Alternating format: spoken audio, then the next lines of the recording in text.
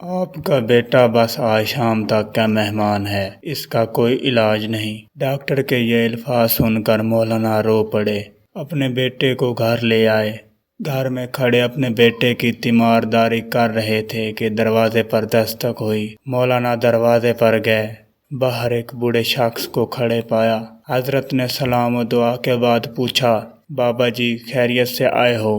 وہ کہنے لگے، خیریت سے کہاں آیا ہوں، ہمارے علاقے میں ایک قادیانی مبلغ آیا ہوا ہے، وہ لوگوں کو گمراہ کر رہا ہے، پوری امت گمراہ ہو رہی ہے اور آپ گھر میں کھڑے ہیں۔ مولانا نے جیسے ہی یہ بات سنی، آپ رحمت اللہ علیہ کی آنکھوں سے آنسو بہہ پڑے۔ بیوی سے فرمایا، میرا بیگ کہاں ہے؟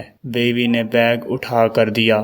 آپ بیگ ہاتھ میں پکڑے گھر سے روانہ ہو گئے۔ بیوی نے دامن پکڑ لیا اور کہنے لگی، مولانا آخری لمحات میں اپنے نوجوان بیٹے کو اس حالت میں چھوڑ کر جا رہے ہو؟ مولانا نے آسمان کی طرف نظریں اٹھائی اور رو کر روانہ ہونے لگے تو جاں بلب بیٹے نے کہا، ابا جان میں آج کا مہمان ہوں، چند لمحے تو انتظار کر لیجئے، میری روح نکل رہی ہے، مجھے اس حال میں چھوڑ کر جا رہے ہو۔ مولانا نے اپنے نوجوان بیٹے کو بوسہ دیا، رونے لگے اور فرمایا، اے بیٹے، بات یہ ہے کہ محمد صلی اللہ علیہ وآلہ وسلم کے دین کی خاطر جا رہا ہوں، کل قیامت کے دن حوض کوثر پر ہماری تمہاری ملاقات ہو جائے گی۔ یہ فرمایا اور گھر سے روانہ ہو گئے۔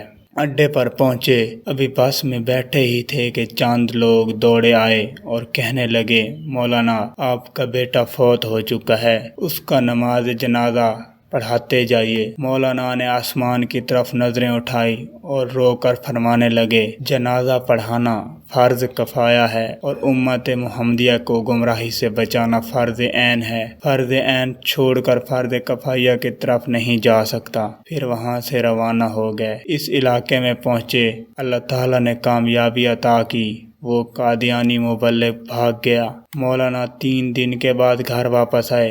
بیوی قدموں میں گر گئی اور رو کر کہنے لگی، مولانا جب آپ جا رہے تھے تو بیٹا آپ کی راہ تکتا رہا اور کہتا رہا، جب ابا جان واپس آ جائیں تو انہیں میرا سلام عرض کر دینا۔ مولانا نے جب یہ سنا تو فوراً اپنے بیٹے کی قبر پر گئے اور دعا مانگنے لگے، اے اللہ، ختم نبوت کے وسیلے سے میرے بیٹے کی قبر کو جنت کا باغ بنا دے۔ مولانا دعا مانگ کر گھر واپس آئے تو رات بیٹے کو خواب میں دیکھا۔